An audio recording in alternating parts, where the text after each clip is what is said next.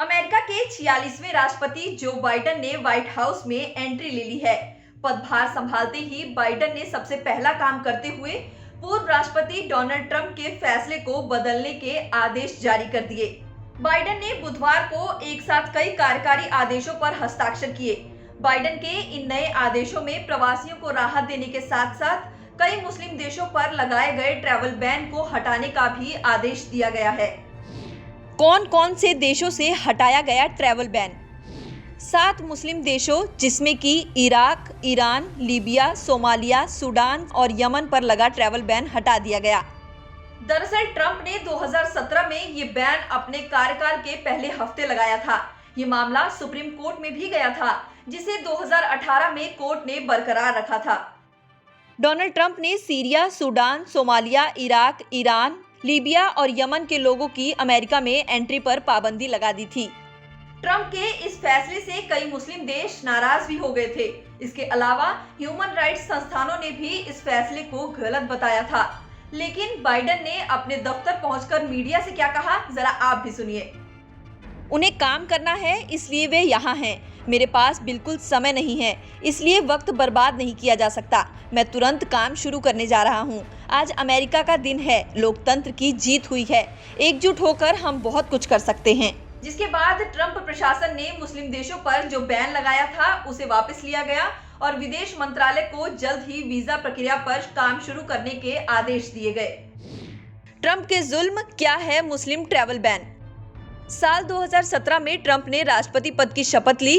फौरन बाद ही वो एक के बाद एक आदेश लेकर आए जो कथित तौर पर आतंकवाद नियंत्रण को लेकर थे। इसी के तहत पहला एग्जीक्यूटिव ऑर्डर कई मुस्लिम बहुल्य राष्ट्रों के अमेरिका आने पर रोक को लेकर था। इसे protecting the nation from foreign terrorist entry भी कहा गया। विपक्षी दल हालांकि इसे सीधे मुस्लिम बैन कहने लगे। इस बैन के तहत Iraq, Libya, Somalia, Sudan, Syria और यमन के लोग यूएस नहीं आ सकते थे। ट्रंप के इस बैन से किसे फर्क पड़ा? इस बैन से काफी लोगों को फर्क पड़ा था, जैसे कि किसी भी तरह की आपदा से जूझ रहे किसी भी देश के नागरिकों को अमेरिका में घुसने की अनुमति नहीं मिली।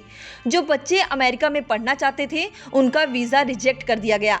विपक्षी दलों का भी मानना था कि अमेरिका के दुनिया के सबसे ताकतवर देश होने की वजह से आतंक प्रभावित लोग शरण लेने के लिए यहाँ आते रहे हैं। ऐसे में अमेरिका के ही अपने दरवाजे बंद करने में काफी शरणार्थी बाहर रह गए। पढ़ाई के लिए भी जो लोग इन मुस्लिम देशों से अमेरिका आना चाहते थे उनका वीजा भी रिजेक्ट कर दिया गया।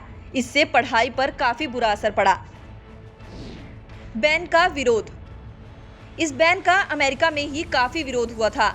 इसके बाद ट्रंप ने दूसरा एग्जीक्यूटिव ऑर्डर निकाला जिसमें कुछ संशोधन थे।